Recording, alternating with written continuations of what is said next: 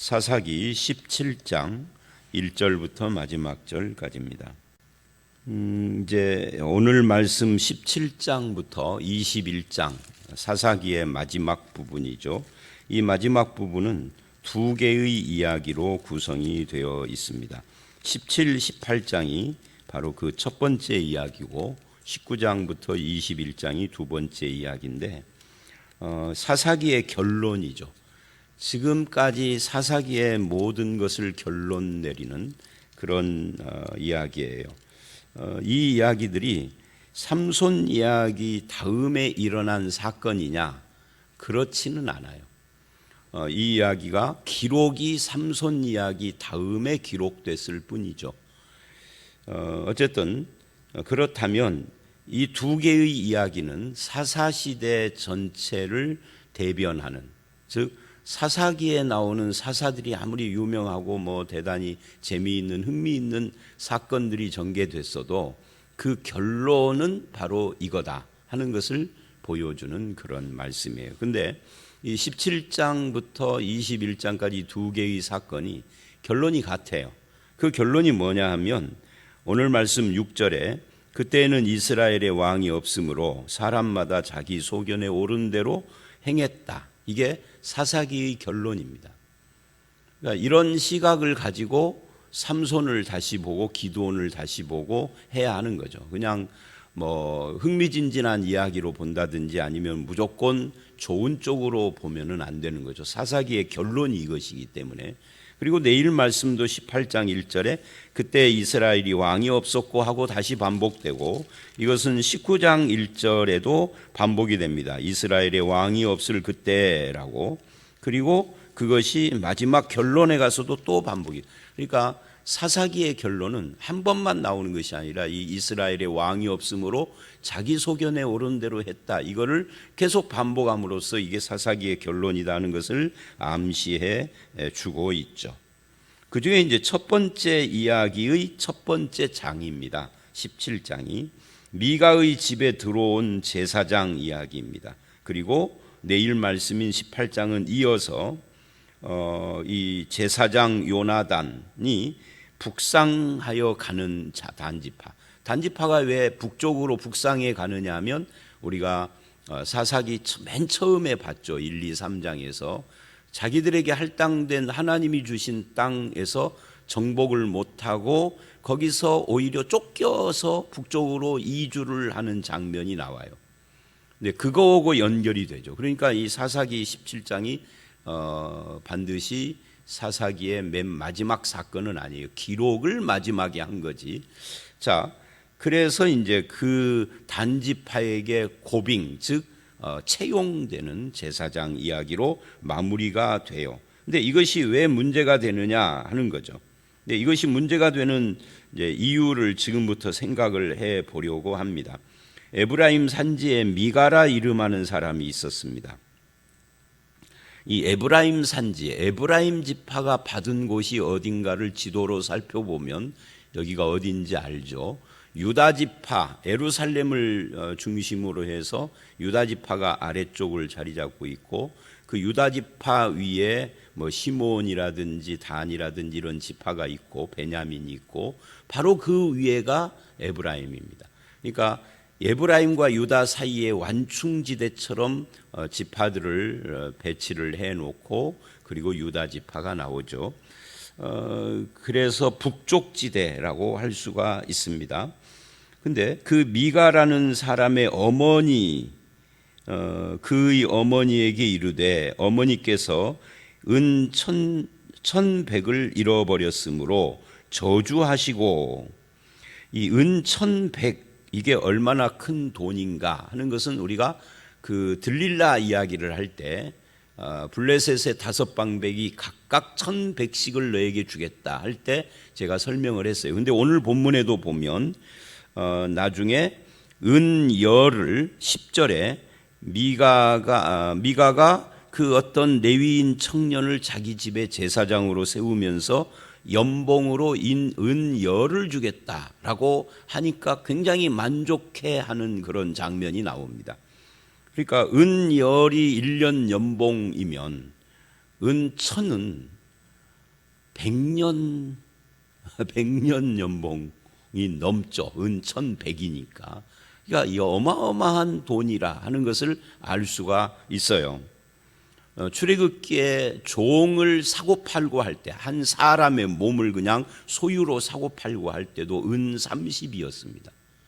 그러니까 이게 엄청난 돈이다 하는 것을 알 수가 있어요. 이렇게 큰 돈을 잃어버렸기 때문에 저주하였다. 이 저주 문제. 이 사람이 보면 우리 주변에도 그래요. 저주가 입에 달려 있는 사람들이 있습니다. 그래서 이 여자는, 이 어머니는 그 돈을 잃어버렸는데 훔쳐간 사람, 도둑놈을 저주를 했는데, 그런데 그 도둑놈이 자기 아들이다 하는 것을 알게 됐어요. 그러자 2절 끝에 이렇게 말을 하죠. 그 어머니가 이르되 내 아들이 여호와께 복받기를 원하노라. 여러분 보세요. 이 2절 안에서 저주와 복이 왔다 갔다 하죠. 늘 입에 저주와 복을 달고 사는 여자예요. 이런 사람이 만약 지금 기독교인으로 우리 교회에 있다면 이 사람은 건강하고 건전한 신앙인 아닙니다. 이런 것을 뭐라고 표현을 하느냐 하면 무속적인 신자다, 이렇게 말을 하는 겁니다. 무속인이에요, 무속인. 그런데 한국교회에 복과 저주를 입에 달고 사는 사람들이 엄청 많아요. 목사 중에도. 뭐 기도할 때도 축복 이야기 안 하면 말이 안 되고, 어떤 분이 그러더라고요. 목사님, 저 어디 우리 친척 결혼식에 갔는데, 오늘 또 제가 결혼식 주례를 합니다마는 주례하는 목사님이 처음부터 끝까지 복 이야기만 했어요, 그러더라고요. 그러니까 이게 한국교회가 참 문제입니다. 복과 저주 말고는 할 말이 없는 이상한 교회와 신자들이 돼버렸어요. 그 무속적인 거죠. 그게 타락입니다. 성경의 타락은 윤리도덕적 타락보다 이 타락이 더 커요. 그래서 이 본문이 바로 그런 이야기를 합니다. 도둑놈이 누군지 몰랐을 때는 막 저주를 하다가 아들이라는 것을 알자 금방 복을 말을 막 해요. 여호와께 복을. 그럼 한번 이제 물어보십시다. 사람이 누구에게 저주를 하면 저주가 임할까요? 사람이 누구에게 복을 선언하면 복이 임할까요? 절대 그렇지 않습니다. 사람이 아무리 나에게 저주를 퍼부어도 하나님께서 인정하는 사람이라면 저주가 임하지 않습니다. 반대도 마찬가지죠. 아무리 축복을 외치고 복받으라 축복받으라 아무리 해도 하나님께서 인정하지 않으면 안 일어나는 거죠. 그래서 이 복과 저주를 인간의 입에다 달고 사는 건 옳지 않습니다. 성경이 복과 저주를 말하는 건 사실이지만 그것이 신앙의 핵심은 아니다는 이야기예요. 그래서 이 아들 미가가 어머니의 저주가 두려워서, 그러니까 그 어머니의 그 아들인 거죠. 저주가 두려워서 자기의 도둑질을 실토를 합니다. 그 은이 내게 있나이다. 그것을 내가 가졌습니다. 라고. 결국 이 모자는 미신적 신앙관에 사로잡힌 사람들이다 하는 것을 알 수 있죠. 오직 복과 저주만 있는 신앙. 신명기 28장에 보면은 복과 저주가 나오는데 핵심은 복과 저주가 아니라 순종과 불순종이에요. 순종을 말할 때 복을 이야기하고 불순종을 이야기할 때 저주를 이야기하는 건 완전히 뭐라 할까요? 본말을 뒤집은 것이죠. 주객이 전도된 거죠. 순종하는 사람이 되라 하면서 복 이야기하고 불순종하지 마라 하면서 저주를 이야기하는데 순종 불순종 빼버린 거예요. 그리고 복 받는 비결하고 복 받는 비결은 없어요. 순종하면 되는 것이죠. 순종하는데 삶에 어려움이 있어. 그러면 흔들리지 말아야 하죠. 그건 시련이니까요. 이 이스라엘 역사를 보면 여호수아서와 그리고 신명기도 그렇고 그 민수기 같은 데 보면 에발산과 그리심산에 이스라엘 백성들이 올라가서 밑에서 복을 선포하면은 이 축복의 산에서 아멘 아멘을 하고 저주를 선포하면은 저주의 산에 올라간 사람들이 아멘 아멘을 하라 그렇게 말을 해요. 그래서 그렇게 실천을 하죠, 여호수아에. 그러면 저주의 산에 올라가서 아멘은 그 지파들은 다 저주받아야 하나요? 그건 자기가 선택해서 올라간 게 아니에요. 너희 지파 여섯은 저주의 산에 올라가고 너희 여섯 지파는 축복의 산에 올라가라고 지시받은 거지. 그러니까 저주와 축복은 그렇게 인간의 입으로 오는 것이 아니다. 하나님께 순종하는 자, 하나님께 불순종하는 자, 이게 핵심이다 하는 것을 우리가 알아야 합니다. 근데 이 어머니와 아들은 그렇지 않죠. 이스라엘이면서도 복과 저주에 빠져 있어요. 어머니가 이제 그 복받기를 원하노라 한 뒤에 어머니가 제시하는 복받는 비결이 뭐냐? 그게 이제 2절서부터 나와요. 미가가 은 1,100을 그 어머니에게 도로 주매 그 어머니가 이르되 내가 내 아들을 위하여 한 신상을 새기며 신상을 부어 만들기 위해 내 손에서 이 은을 여호와께 거룩히 드리노라. 그러므로 내가 이제 이 은을 내게 도로 주리라. 내게 도로 주리라 하는 말은 네가 이 은으로 신상을 만들어라. 자, 여기 신상을 건립하는 것이 저주를 복으로 돌리는 비결이다라고 이야기를 하는데, 여러분, 신상을 만드는 것은 뭐하고 관계가 있죠? 십계명의 첫 말씀들 4개, 그 중에서 4개 중에서도 앞부분 3개하고 관계가 있죠. 우상을 숭배하지 말라, 상을 만들지 말라, 거기에 절하지 말라라고 합니다. 하나님만이 유일한 신이니까. 그러니까 십계명, 즉 십계명을 다른 말로 하면 말씀입니다. 하나님의 말씀을 어기고 불순종을 하면서 그게 복받는 비결이다라고 이 여자는 말하고 있는 거죠. 오히려 하나님 앞에 범죄하고 있으면서 그것이 범죄인지를 몰라요. 왜 그러죠? 말씀을 모르니까. 아니, 십계명은 쉽잖아요. 성경 전체를 말하라 그러면 참 복잡해지지만 십계명 10개, 그 중에서도 앞부분 대충이라도 알 수 있는 거 아니에요. 근데 전혀 그런 것에 관심이 없고, 말씀에는 전혀 유행하는 표현으로 1도 관심이 없고, 그리고 신상을 부어 만들어 그 다음에 이렇게 말을 해요. 여호와께 드린다, 은을. 신상을 부어 만들기 위해서 은을 여호와께 드린다. 여호와하고 신상 건립하고 무슨 관계가 있죠? 오히려 관계가 있는 것이 아니라 이 신상을 건립하는 것을 하나님은 싫어하시죠. 그것이 범죄라고 하시는데 그게 구분이 하나도 안 되는 겁니다. 말씀의 분별이 하나도 없는데 늘 복을 이야기를 하고, 그가 말하는 성경 인용들은 다 틀려 먹었는데도 늘 복을 입에 달고 살고, 그러면 그건 참 신자가 아니에요. 구원받은 사람이 아닙니다. 그거는.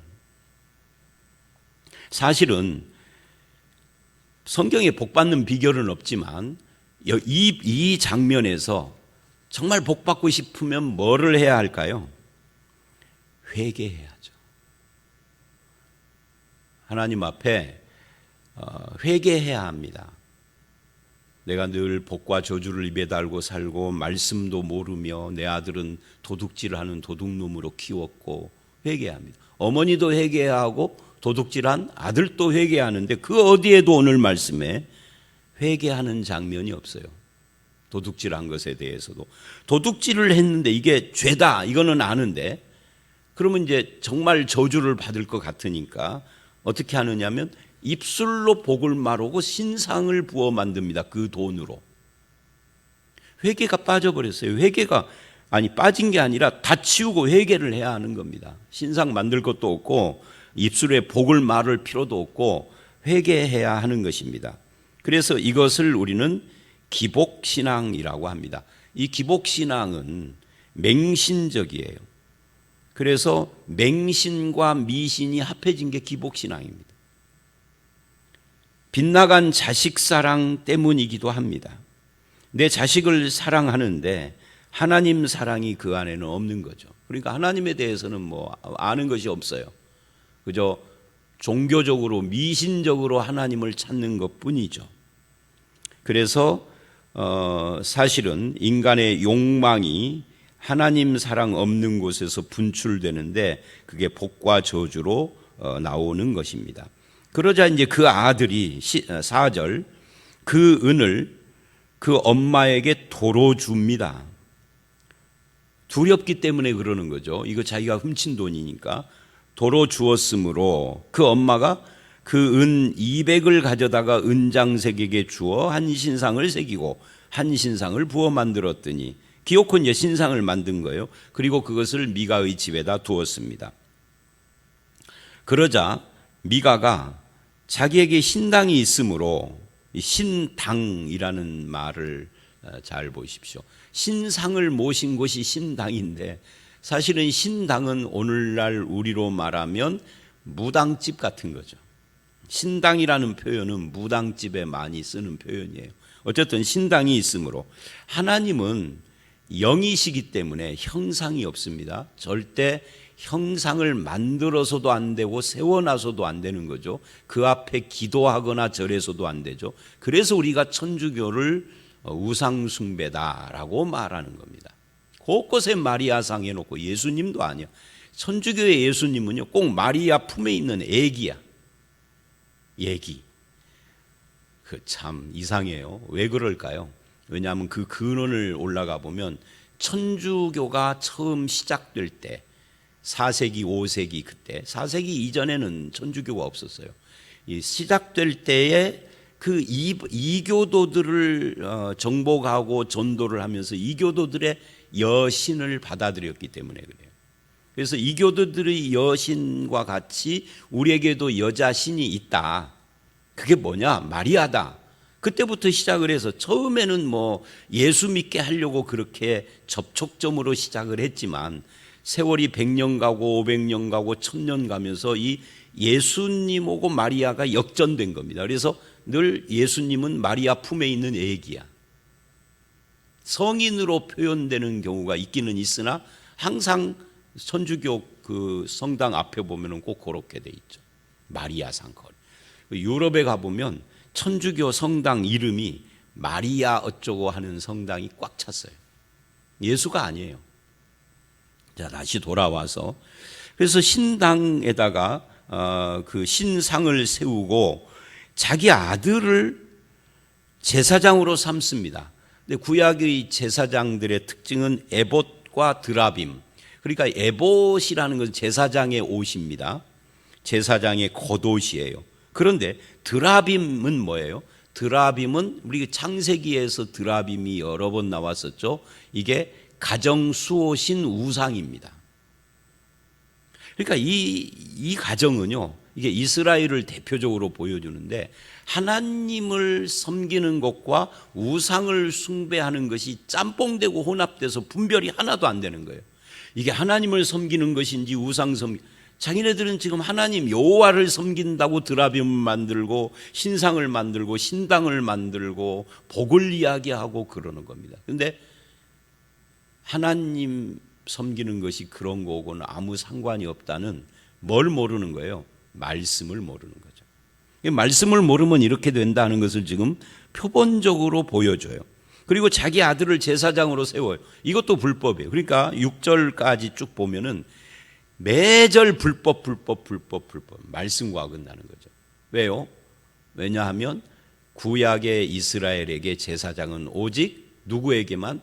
레위 지파에게만 해당되는 것이기 때문에 레위 지파가 아닌 이 에브라임에 사는 에브라임 지파는 제사장이 되면 안 돼요. 이거는 안 되는 정도가 아니라 제사장을 세우면 이거는 완전히 하나님으로부터 심판받아야 될, 소위 말하면 자기 입으로 말한 저주가 이것 때문에 임하는 거죠. 그런데 그렇게 해요. 불법입니다. 즉 말씀을 어겼다 그 말입니다. 진리의 말씀, 즉 순종, 하나님께 순종하지 않고 복받는 비결에 매달린 결과 이런 현상이 일어나는데 오늘날 한국 교회와 사회도 똑같다 하는 것을 느끼죠. 그래서 이 모든 것을 결론을 내려요.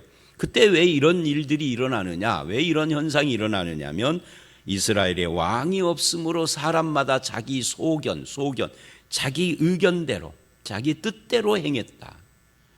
하나님의 백성은 자기 뜻이 아니라 하나님의 뜻을 우선해야 합니다.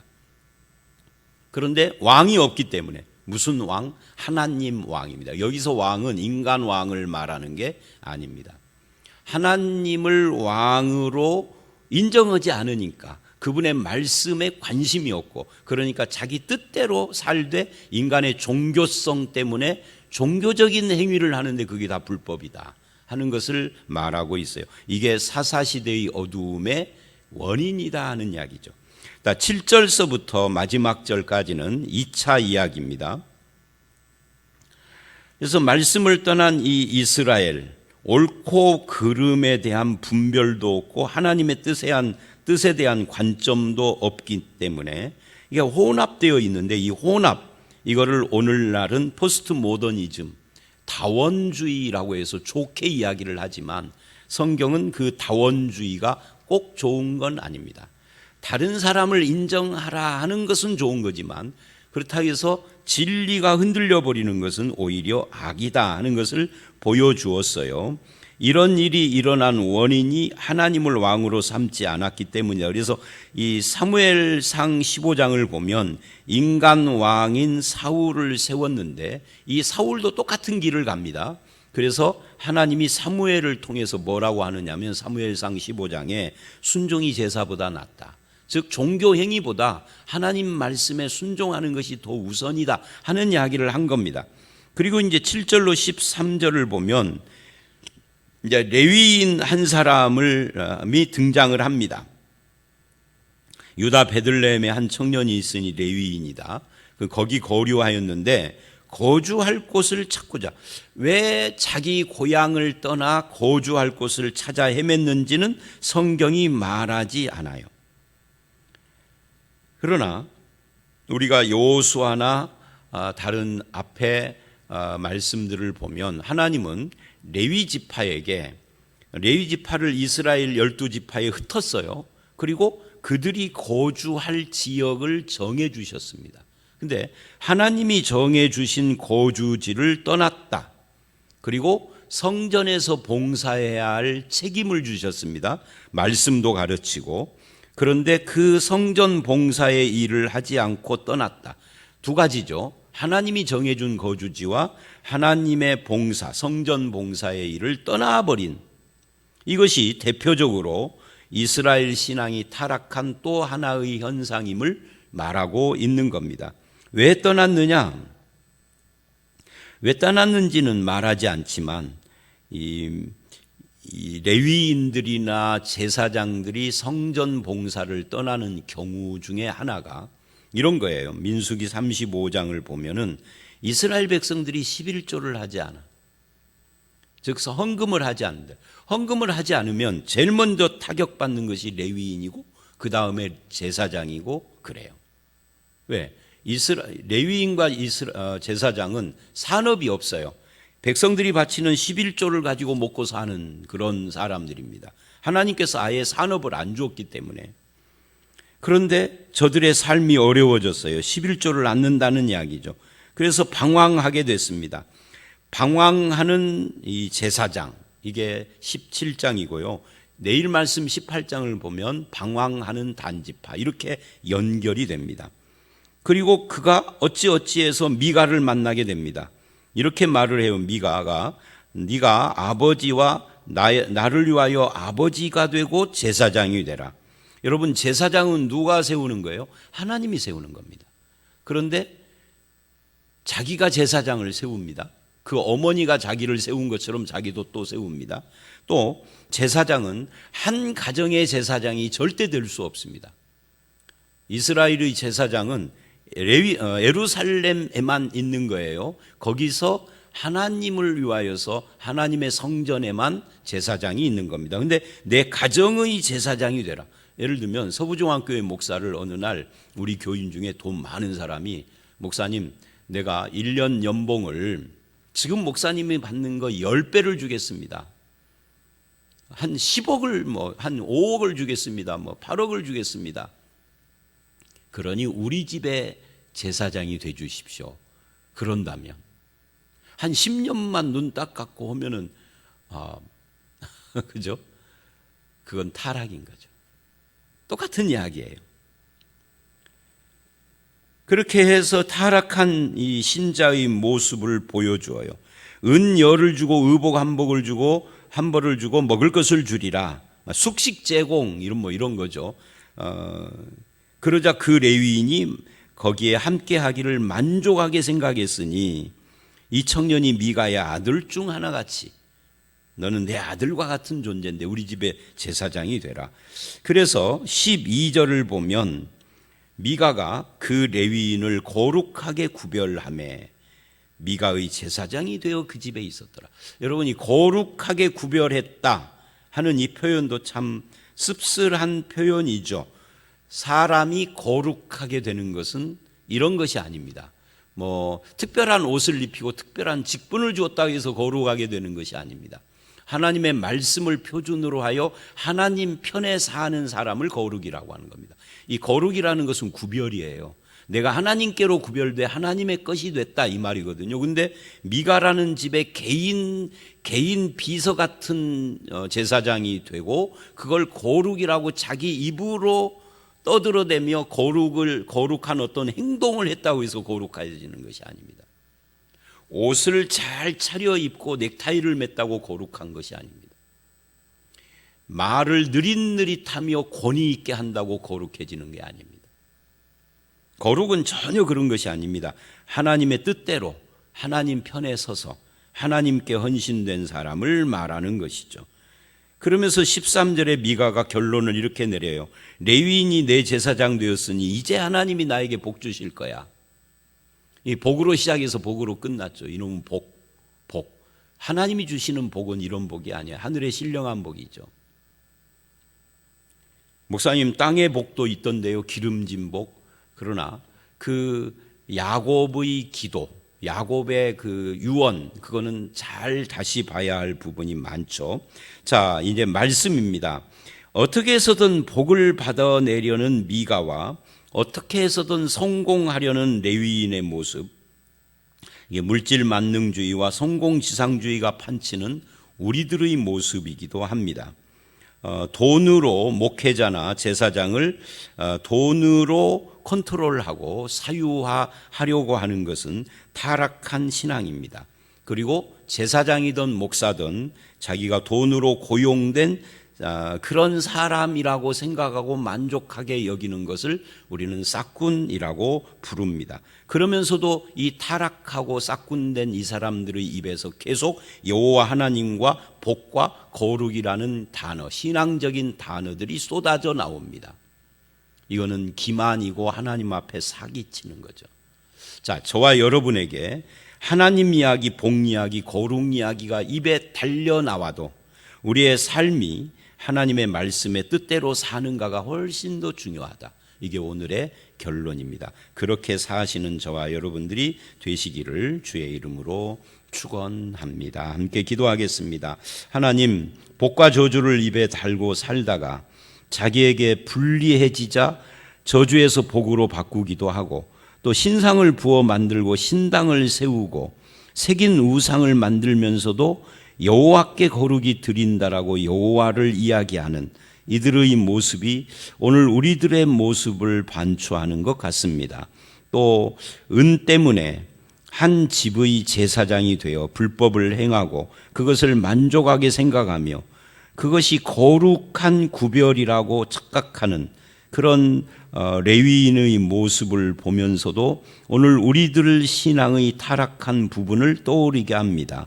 주님, 말씀대로 살게 하시고 말씀을 표준으로 삼게 하시며 하나님 이외에 그 어떤 것에도 종이 되지 않도록 우리를 붙들어 주시며 아버지 하나님, 돈으로 움직이는 세상이 아니라 그런 세상 속에서 하나님과 하나님의 은혜와 그분의 말씀으로 살아가는 우리가 되도록 세워 주시옵소서. 오늘 이 하루도 하나님과 하나님의 진리의 말씀 따라 살기를 원하옵고 예수님 이름으로 기도드려 싸움나이다. 아멘.